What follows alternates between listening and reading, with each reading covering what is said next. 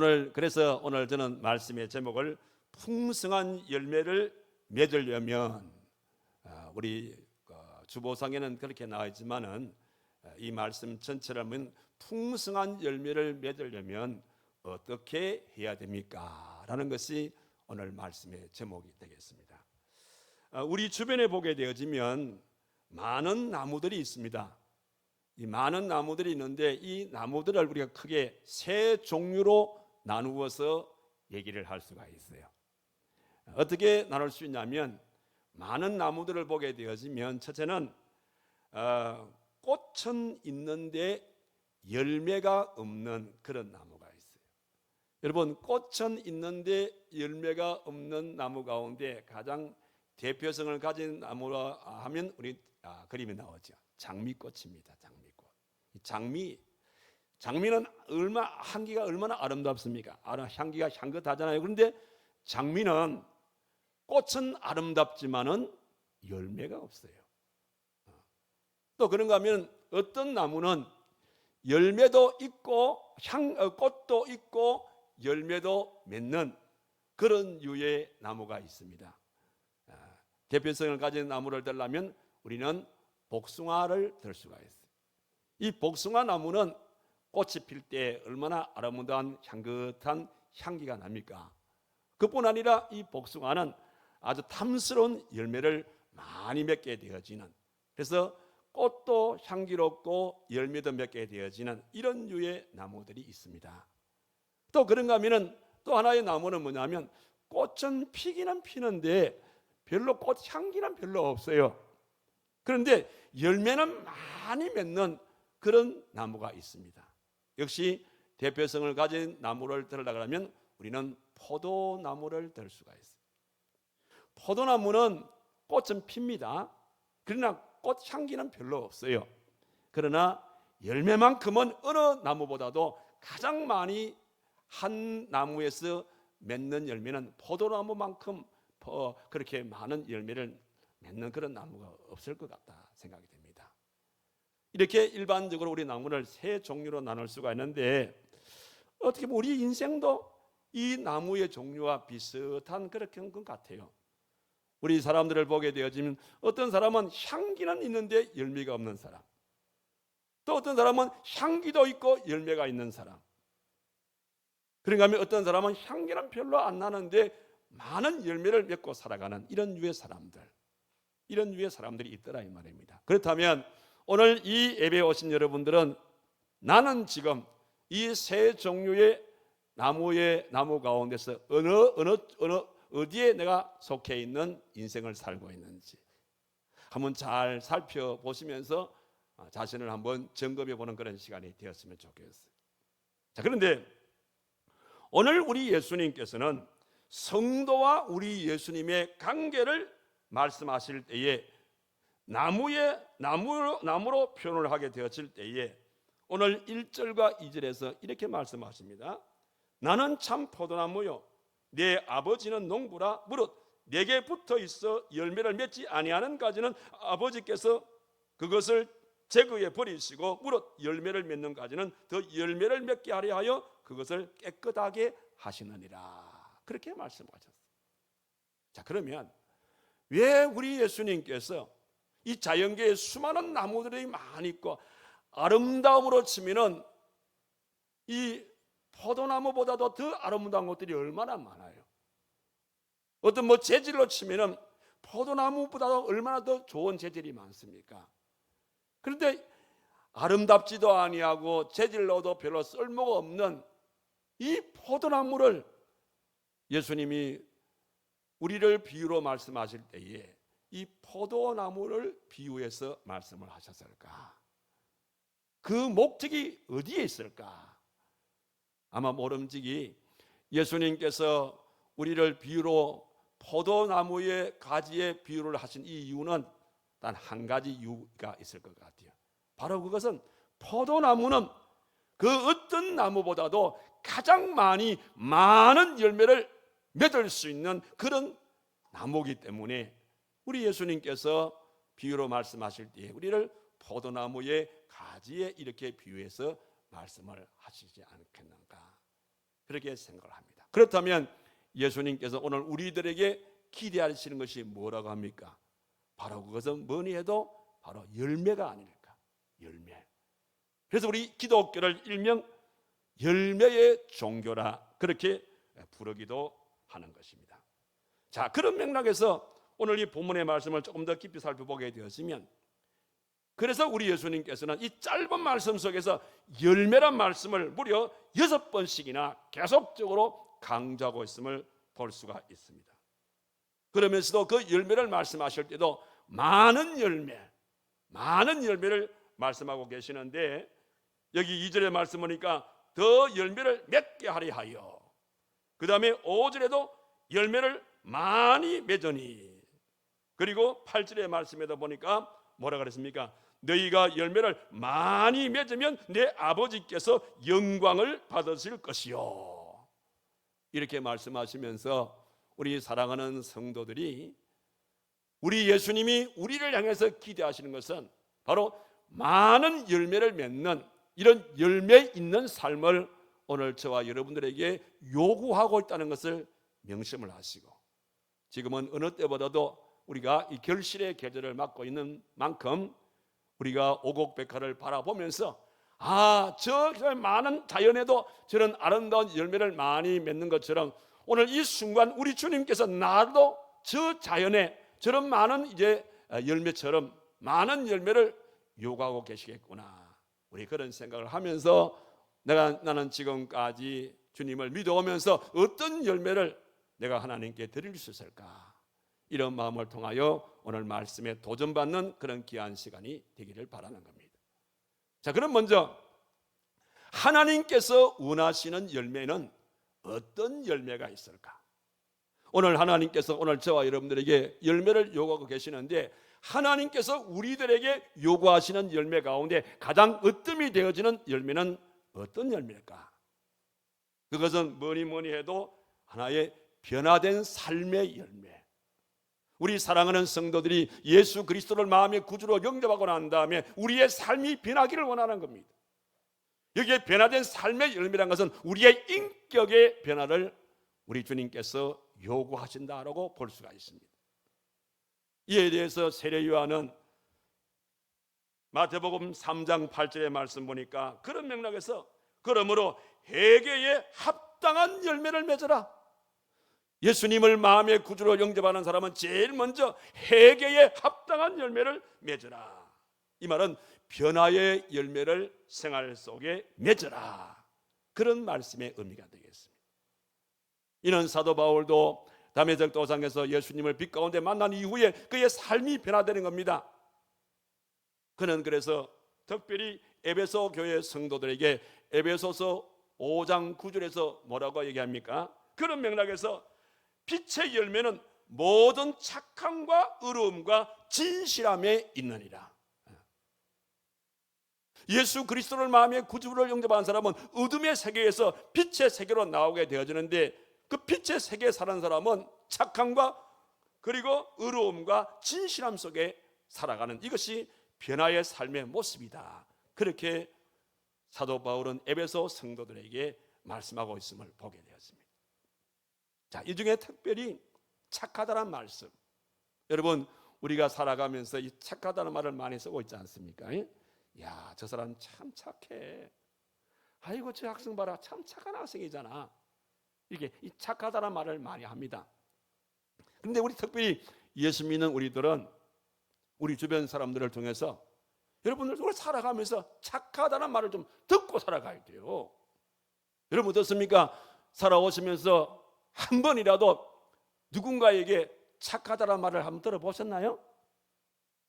만약에 지금까지 살아오면서 목사님, 내가 아무리 기억을 떠올리도 내 인생에 누가 나보고 착하다는 말, 글쎄요, 제가 기억이 별로 안 납니다. 아마 이런 분들이 많을 겁니다. 자, 그런데 중요한 것은 뭐냐면, 여러분 착하다는 말을 우리가 듣지 못하게 되어지면 이런 말들은 많이 들을 수가 있어요.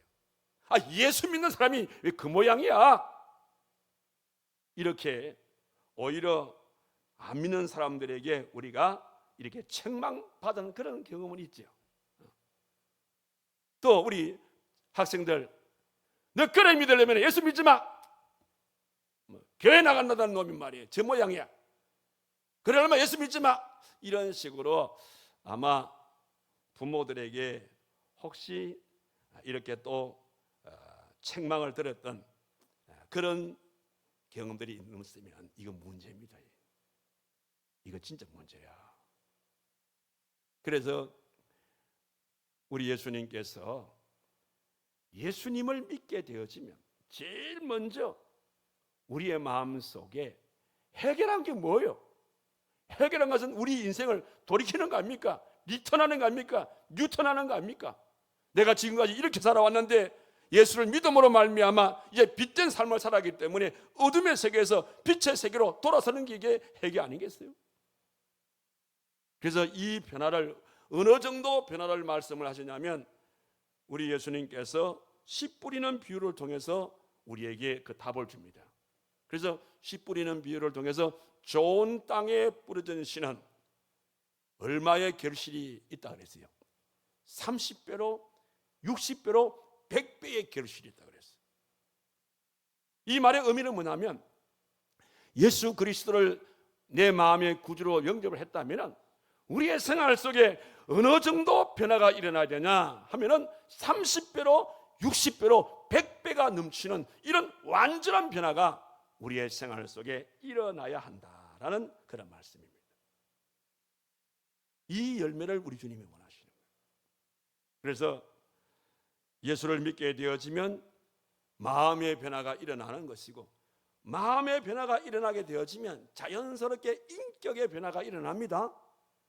사람이 인격의 변화가 일어나게 되어지면 자연스럽게 그 사람의 마음 속에는 성령의 아름다운 열매가 맺혀지게 되어 있는 거예요.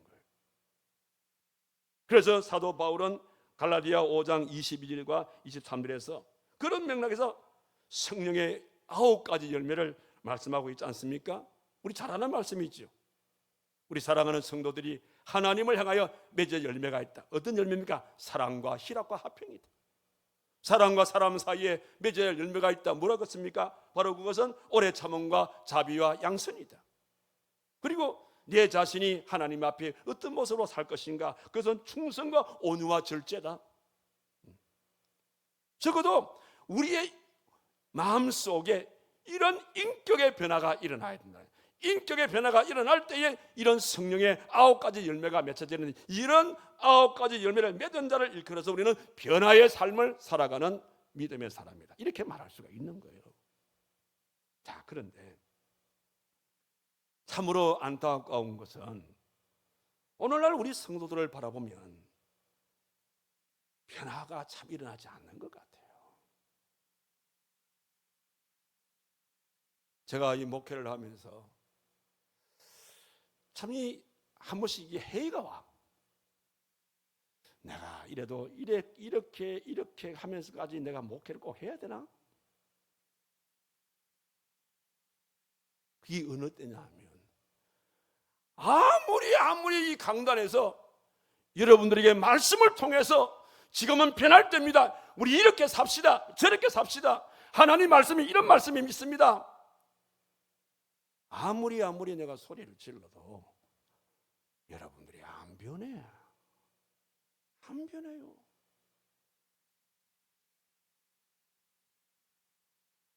그래서 가장 변화의 기본은 기도입니다. 기도하지 아니하고 변할 수 없습니다. 말씀을 듣지 아니하고 우리가 변할 수 없습니다. 예배를 드리지 아니하고 우리가 변할 수 없습니다. 전도하지 아니하고 변할 수 없습니다. 섬기지 아니하고 변할 수 없습니다. 아무리 소리를 질러도 그냥 메아리로 얘한테 다시 돌아올 때가 참 많아요.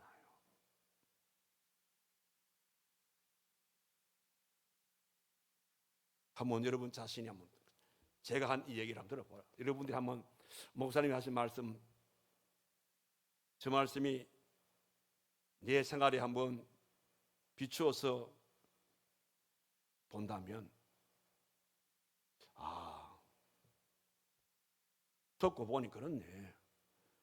맨날 우리 주보에 보면 똑같은 광고가 계속 나가잖아요. 여러분들이 이 강도를 읽으면서 여러분 마음속에 어떤 생각이 있습니까? 아이, 또 지난주 강도 또 나왔네? 그런 생각이 들었어요.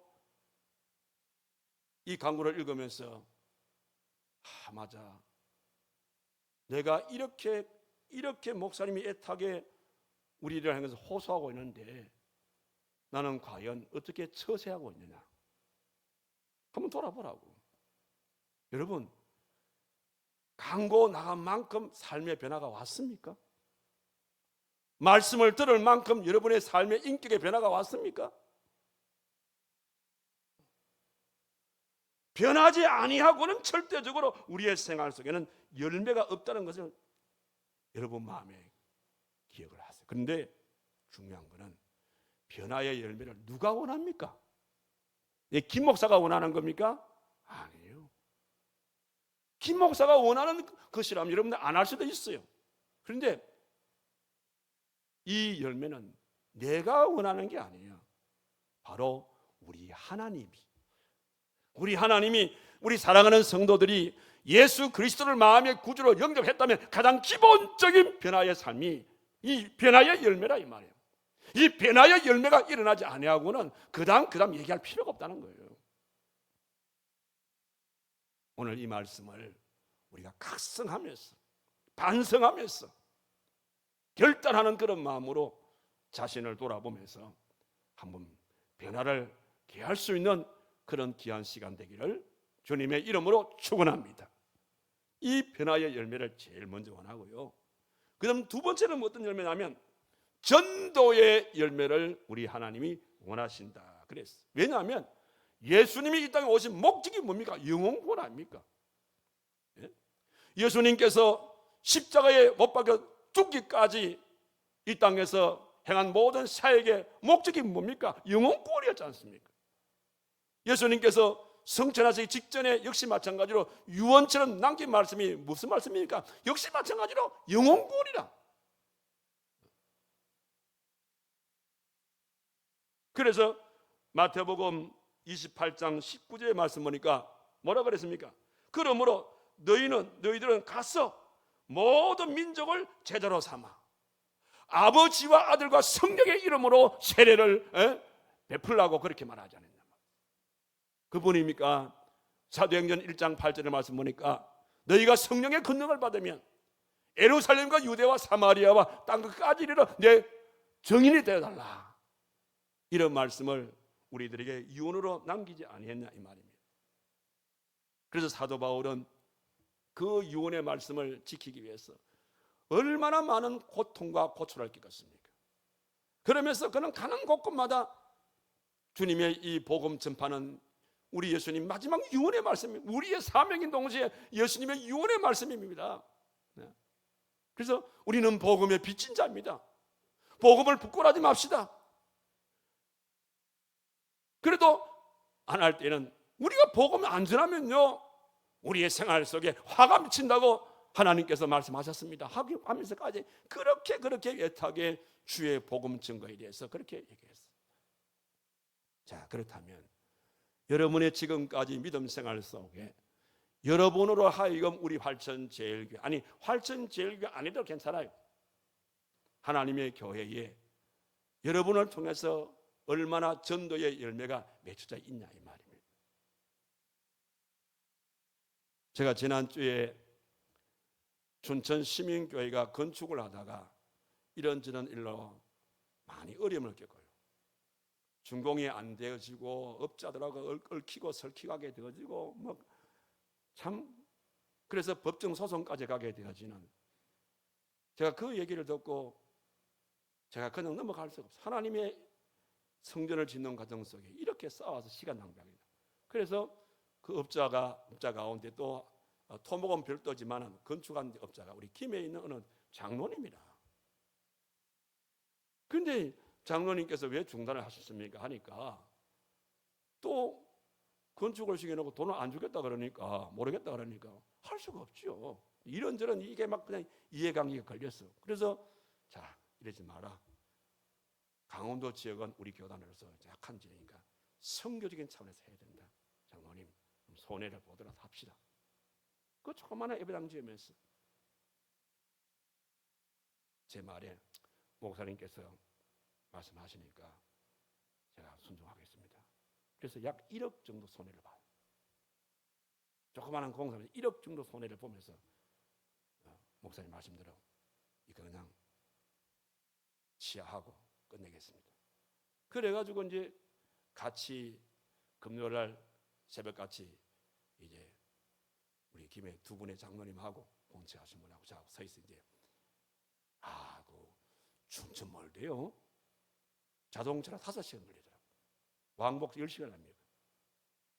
그냥 차 안에서 왔다 갔다 하면서 할 얘기가 있습니까? 이런저런 얘기하는데 내가 깜짝 놀랐어.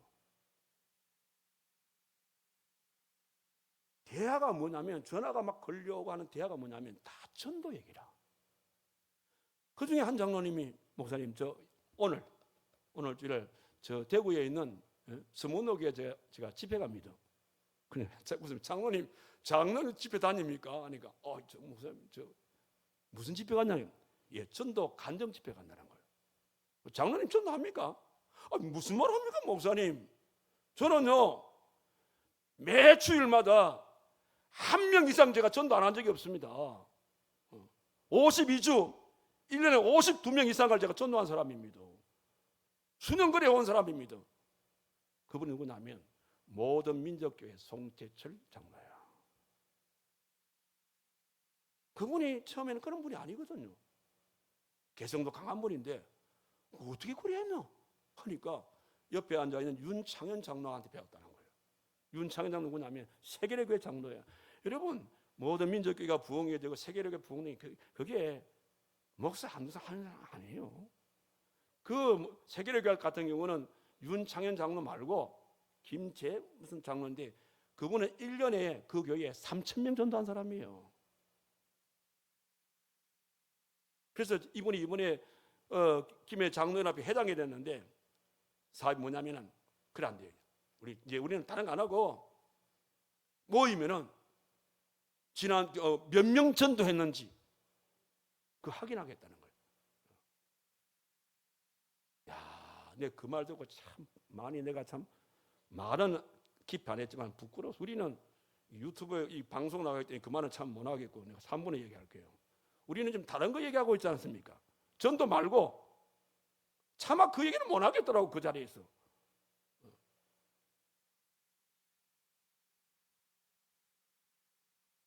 여러분 하나님께서 우리에게 요구하시는 열매는 다른 게 아니에요. 전도의 열매를 원하시는 거예요. 여러분이 지금까지 예수 믿으면서 나로 하여금 아직까지 전도에 아무런 열매가 없다 그러면 여러분 예수 잘못 믿은 거예요. 더더욱이 장로이면서 권사이면서 교회 중자로 말하면서 뭘 본을 보이냐 말이에요. 그 장로님 거기라. 적어도 장로가 장로의 값을 하라 그러면 권위 있는 장로가 되려면 존경받는 장로가 되려면 내 할 일을 하고 있는가 해야만이 그 교인들이 존경할 거 아닙니까? 이러더라고 자기가 묻지 다녔는데 그런데 앉아있으면 계속 전화가 들어와. 내가 그래서 참 무슨 전화 들어오니까 자기 교회는 구역, 교구, 그 다음에 대교구, 그 교구 안에 맨 위에 대장, 윤 장로가 대장이라. 무슨 얘기냐면 그 교구 장로님이야. 장로님 저 오늘 저 6명 저 전도 나왔으면 저 6명 오늘 모시고 갑니다. 장로님 몇 분인지 그 대교구하고 교구 다 몇 명인지 파악해서 연락해 주십시오. 근데 막 오면서 막 바리바리 전화 오대. 몇 명.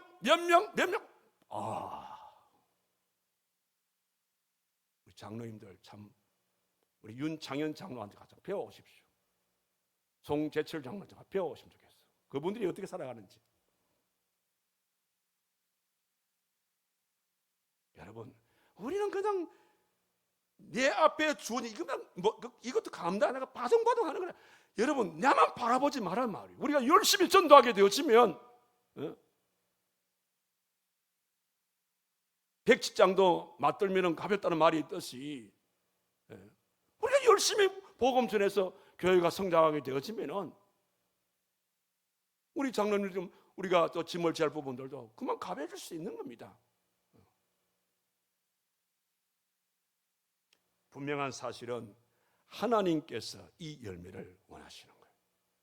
그래서 내가 지금까지 살아오면서 나는 아무 열매 없이 입만 무성한 그런 모습으로 살아온 나 장로입니다.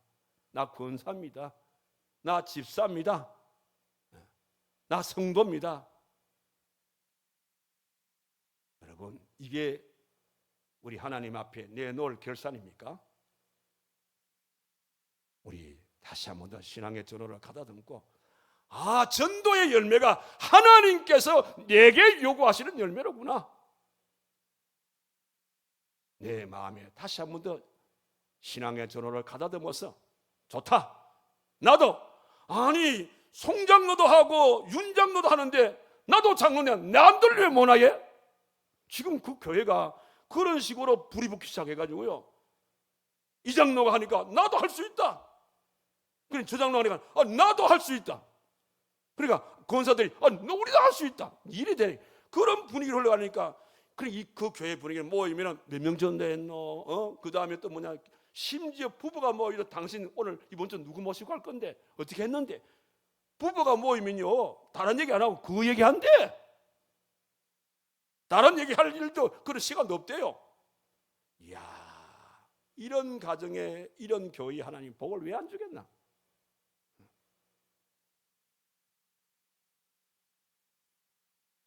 하나님이 원하는 열매입니다.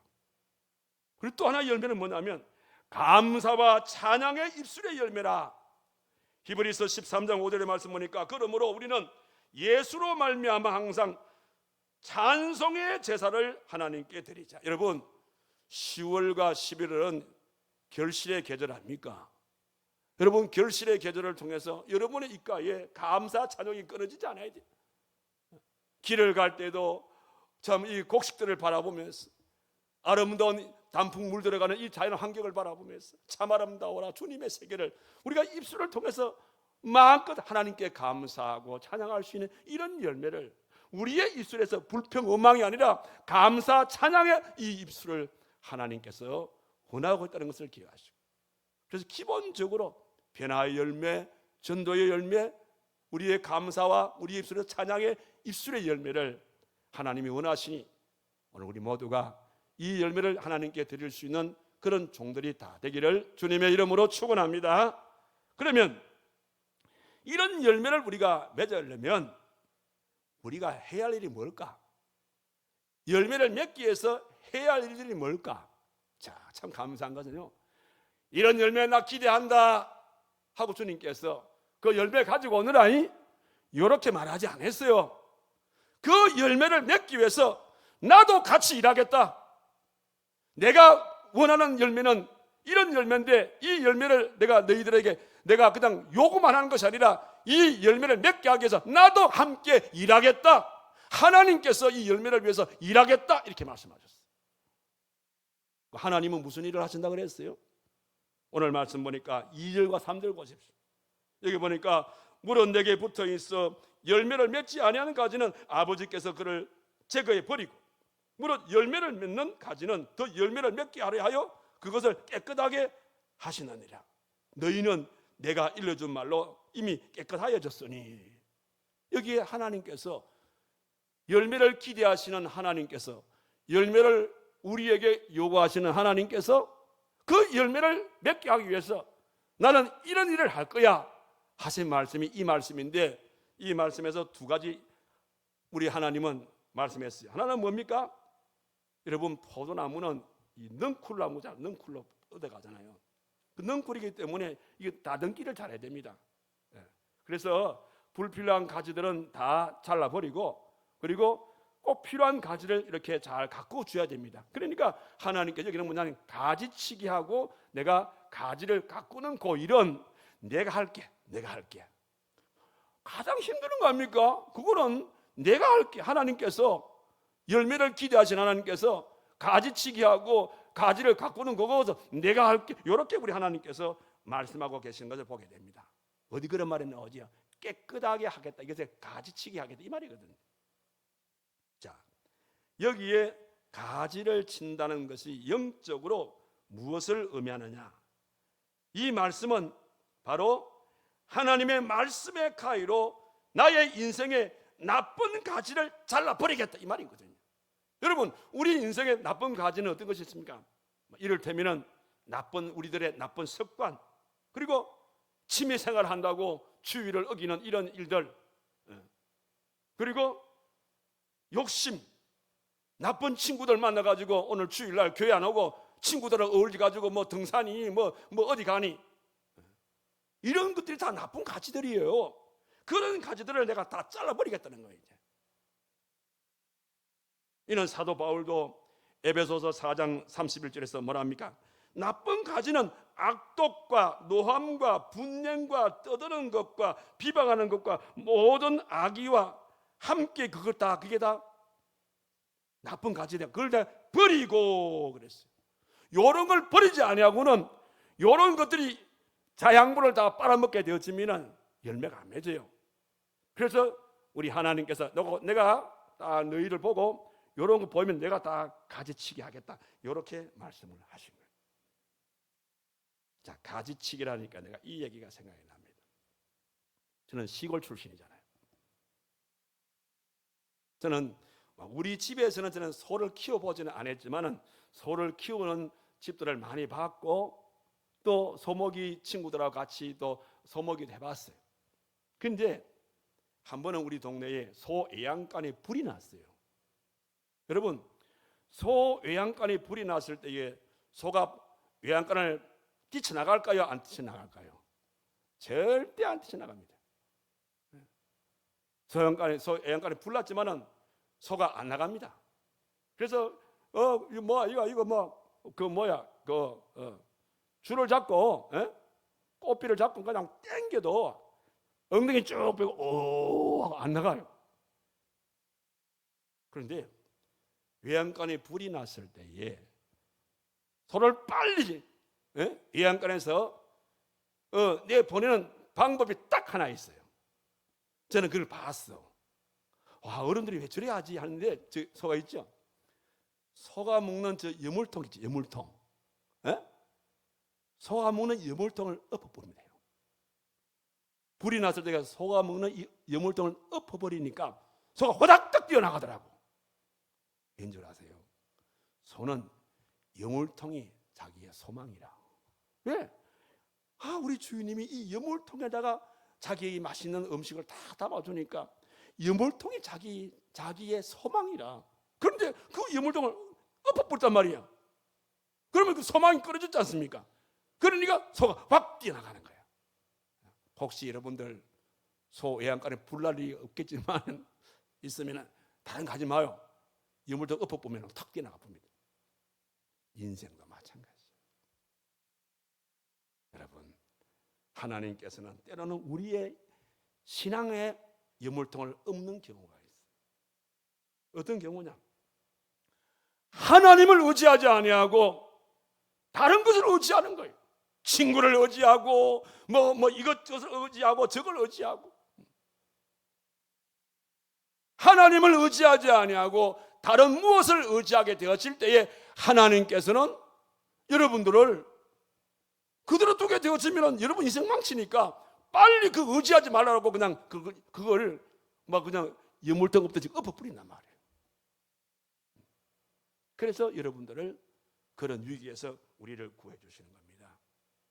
그래서 여러분들, 하나님께서 열매만 기대하신 것이 아니고 그런 차원에서 우리의 인생에 불필요한 그런 가지들을 다 잘라버리는 이런 전지 작업을 한다는 것을 아시고, 그리고 또 하나는 뭐냐면 전지 작업으로 끝나지 않습니다.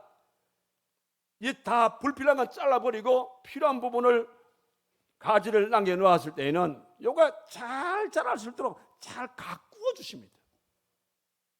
가꾸어 주는 고의를 하나님께서 하시는 거예요. 그러면 우리의 인생 속에, 우리의 삶 속에 열매를 맺기 위해서 무엇으로 우리를 가꾸어 준다는 말입니까? 바로 그것은 하나님의 말씀이에요. 오늘 이 한순간 하나님께서 지금 이 순간도 여러분의 인생 속에 아름다운 이 열매를 맺게 하기 위해서 지금 저로 하여금 말씀을 전하게 하는 겁니다. 말씀을 전하는 것이 뭐냐? 여러분의 인생에 열매 맺기 위한 가지를 가꾸는 하나의 방법인 겁니다. 말씀을 듣게 하고 말씀을 읽게 하고 말씀을 생활 속에 행할 수 있도록 이런 말씀을 통해서 우리의 생활 속에 많은 열매가 맺도록 그렇게 가꾸어 주시는 겁니다. 이런 작업을 하나님이 하시는 거예요. 자, 그러면 열매를 맺기 위해서 하나님이 이 두 가지를 해주신다 그러면 나는 뭐 해야 됩니까? 나는 오늘 하나님 말씀 보니까 우리가 할 일이 뭐냐면 먼저는 우리는 예수 안에 거하고 있으면 되는 겁니다. 예수 안에 그냥 거하면 되는 거야. 그래서 4절과 5절의 말씀 보세요. 내 안에 거하라 나도 너희 안에 거하리라. 가지가 포도나무에 붙어있지 아니하면 스스로 열매를 맺을 수 없음 같이 너희도 내 안에 있지 아니하면 그러하리라. 나는 포도나무요 너희는 가지라. 그가 내 안에 내가 그 안에 있으면 사람이 열매를 많이 맺나니 나를 떠나서는 너희가 아무것도 할 수 없다. 그러니까 우리가 할 일은 뭐냐면 우리의 인생의 원통치 되시는 예수님한테 딱 우리가 붙어 있으면 되는 거예요. 붙어 있으면 되는 거예요. 왜냐하면 모든 인생의 영양분이 뿌리를 통해서 둥치를 통해서 가지로 이게 공급이 되지 않습니까? 자, 여기 보세요. 여기 아름다운 꽃꽂이를 해놨습니다. 지금 이게 아름답게 보여. 그런데 이거는 앞으로 한 주간 지나면 다 시듭니다. 왜? 이게 원둥치하고 분리가 되어 있어요. 여러분, 원둥치하고는요 많이 분리된 게 문제가 아닙니다. 0.1mm라도 원둥치에서 가지가 분리되어 있으면 영양분 공급을 못 받습니다. 그렇기 때문에 무엇보다도 딱 붙어 있어야 돼요. 여러분, 이 파리 얘기할게요. 집안의 파리를 우리가 일반 파리라 그러고 밖에 있는 파리를 우리는 똥파리라 그래요. 똥파리 얘기 하나 할게요. 자, 비행기에 똥파리가 날아와가지고 그 똥파리가 기내에 앉아있는 똥파리가 있고 또 기내 밖에 유리에 또 붙어있는 똥파리가 있습니다. 저렇게 딱 붙어서. 자, 이 비행기가 이륙을 합니다. 그러면 기내에 앉아있는 똥파리는 어떻게 됩니까? 비행기가 가는 곳까지 자연스럽게 따라가게 됩니다. 비행기가 미국 가면 저 똥파리는 미국까지 갑니다. 비행기가 제가 조만간에 폴란드 가면 폴란드까지 따라가는 겁니다. 왜? 비행기 안에 있으니까 비행기 가는 데까지 안에 있는 똥파리는 비행기가 날아가는데 다 따라가는 거야. 그런데 밖에 앉아있는 똥파리는 비행기가 이륙을 하게 되어지면 이륙과 동시에 똥파리는 어떻게 됩니까? 떨어져 버려요. 떨어져. 신앙생활이 꼭 같은 겁니다. 우리가 예수 안에 살게 되어지면 예수님이 가는 곳은 나도 갈 수가 있는 거예요. 예수님이 내 마음의 주인이 되면 모든 책임을 주님이 다 져주실 겁니다. 그러나 우리의 인생이 예수 밖에 살게 되어지면 똥파리 신세됩니다. 평생 예수 믿어도 예수 밖에 창밖에 앉아있는 똥파리처럼 그런 신앙생활을 했다면 예수님이라는 이 비행기가 이륙하게 되어지면 밖에 앉아있는 똥파리들은 다 떨어지는 것처럼 우리 인생도 그래서 끝나는 거예요.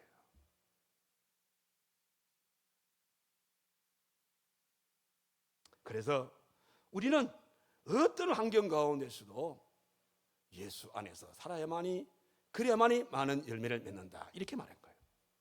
그리고 하나는 뭐냐면 예수 안에 그럼 붙어있는 우리들은 뭐 해야 되냐? 예수 안에 붙어 가만히 있으면 되느냐? 아니에요. 두 가지를 하라 그랬어요. 그 두 가지가 뭐냐? 첫째는 잡초를 제거해야 돼요. 무슨 잡초? 내 인생의 잡초를 제거해야 돼요. 누가복음 8장 14절의 말씀 보니까 가시밭에 떨어진 씨는 세상 염려와 재물과 향락의 기운에 맡겨서 온전히 결실치를 못했다 그랬어요. 그래서 잡초를 제거하는 겁니다. 자, 그럼 우리 인생에 시간 많이 갔으니까 인생 가장 기본적인 잡초 세 가지가 있어요. 그 첫째가 뭐냐? 염려라는 잡초. 염려라는 잡초를 제거하지 않으면요, 여러분들 열매 없습니다. 왜냐하면 염려라는 잡초는 하나의 독소와 같습니다. 포도나무가 병들어 버리면 열매가 없어요. 우리 인생이 염려라는 이 독소가 내 속에 있으면 이거 제거 안 하면요 평생 우리가 살아도 우리 마음에 열매 없어요. 그래서 염려 잡초를 제거하시고요. 두 번째는 뭐냐면 이생의 재물의 잡초를 제거해야 돼요. 왜? 부하려 하는 욕망이 내 속에 차게 되어지면 끝이 없어요. 욕심 끝이 없습니다. 달새방에 사는 사람이 전세 때문에 다 끝날 것 같아. 천만에 전세방에 살게 되어지면 또 내 집 마련 하고 싶어요. 내 집 마련 하는 사람이 내 집 마련 되어지면 그게 만족합니까? 아닙니다. 더 큰 평수 가고 싶어요. 욕심이 끝이 없어요. 그래서 디모데전서 6장 9절에 보니까 부하려 하는 자들은 시험과 올무와 여러 가지 욕심에서 떨어진다. 그게서 떨어지는 거예요. 그래서 이런 이생의 재물에 대한 이 잡초를 제거시켜야 돼요. 그 다음에 또 하나는 뭐냐면 향락의 잡초, 쾌락의 잡초를 제거시켜라. 왜냐하면 향락의 잡초는 마치 뭐가 같으냐? 독버섯과 같기 때문입니다. 여러분, 일반 먹는 버섯하고 독버섯하고 어느 쪽이 아름답습니까? 어느 쪽이 아름다워요? 여러분들 하나 참고를 하시거든. 산에 가가지고 하여튼 야 진짜 아름답다, 야 예쁘다 하는 그런 버섯은요 거의 100%가 독이 있습니다. 이것도 버섯이가? 쌀이버섯 같은 게 이것도 버섯이가? 그런 버섯은 독이 없어요. 인생과 마찬가지라. 여러분 향락 좋아하지 마세요. 야 아름답다, 야 즐기자, 야 좋다. 여러분 그 향락이 여러분들을 이런 곳으로 안내합니까? 결국은 마약이다 뭐 돼가지고 인생 다 망쳐버리게 만듭니다. 독버섯과 같은 겁니다. 우리의 인생에 열매를 맺으면 그거 다 잡초인 줄 알고 제거시키라. 그리고 또 뭐 해야 되냐? 서로 사랑하라 그랬어. 서로 사랑하라. 여기 9절과 10절의 말씀 보니까 아버지께서 나를 사랑하신 것 같이 나도 너희를 사랑하였으니 나의 사랑 안에서 거하라. 내가 아버지의 계명을 지켜 그의 사랑 안에 거하는 것 같이 너희도 내 계명을 지켜서 내 사랑 안에서 사랑하라. 서로 사랑하며 살게 되어질 때에 비로소 우리의 삶 속에 하나님 기대하시는 아름다운 인생의 열매가 맺히는 거예요. 그래서 하나님 기대치에 맞는 열매를 맺으면 하나님께서 그냥 박수 치고 끝나는 게 않습니다. 그런 자에게 세 가지의 복을 주겠다는 거예요. 자, 그냥 핵심만 말씀드리고 마십시다. 첫째가 뭐예요? 7절 보세요. 7절 보니까 기도의 응답의 복을 주겠다. 네가 무엇든지 구하라. 모든 구하는 것은 이 열매가 있는 모든 성도들에게는 내가 반드시 너의 기도에 응답을 주겠다. 이런 복을 주겠다는 것이고, 두 번째는 뭐냐면 8절에 보니까 주님의 참된 제자가 삼아주겠다는 거예요. 네? 이게 두 번째 복이고, 마지막 복은 11절의 말씀 보니까 큰 기쁨이 충만한 이런 복을 내가 너에게 주겠다. 이렇게 말했어요. 이게 바로 열매 맺는 자가 받는 축복입니다. 여러분, 지금은 어느 때보다도 결실의 계절이 있잖아요. 그러니까 우리가 자연 만물의 결실도 중요하지만 참으로 중요한 것은 우리 신앙의 결실이 더 중요합니다. 그 신앙의 결실을 위해서 오늘 주님께서 너희가 포도나무의 가지라고 말씀하시면서 하나님이 기대하시는 열매는 변화의 열매, 인격의 변화의 열매, 전도의 열매, 그리고 감사와 찬양의 입술의 열매를 원하신다 그랬는데, 이 열매를 맺기 위해서 하나님은 가만히 있는 게 아니라 그랬죠. 가지치기와 가지 가꾸는 일을 하나님이 하시고, 우리가 하는 것은 뭐냐면 예수 안에 붙어서 그러면서 내 인생에 불필요한 염려의 잡초, 그리고 일생의 채물의 잡초, 쾌락의 잡초, 이런 걸 다 우리가 제거시키고, 그러면서 서로 주님이 우리를 사랑한 것처럼 우리가 사랑하고 살게 되어질 때에 아름다운 열매는 맺혀질 것이고, 그런 열매를 맺는 자에게는 어떤 기도라도 내가 응답해 줄 것이고, 너야말로 진짜 내 참된 제자가 되었다. 그러면서 하나님께서 하신 말씀이 네 인생 이 땅에 머무는 기간 동안 너의 삶 속에 기쁨이 끊어지지 않는 이런 삶을 살도록 내가 복을 주겠다. 그렇게 말해요. 그래서 아름다운 참된 열매 맺어서 이 복을 누리며 살아가시는 저와 여러분 되기를 주님의 이름으로 축원합니다. 기도합시다. 거룩하신 살아계신 하나님 아버지, 결실의 계절을 맞이해서 하나님께서 원하시는 열매가 무엇이며 우리가 어떻게 해야만이 이 열매를 맺을 수 있는지, 열매를 맺을 때에 우리에게 어떤 복이 주어지는지 귀한 말씀을 통해서 도전받게 하신 것을 진심으로 감사를 드립니다.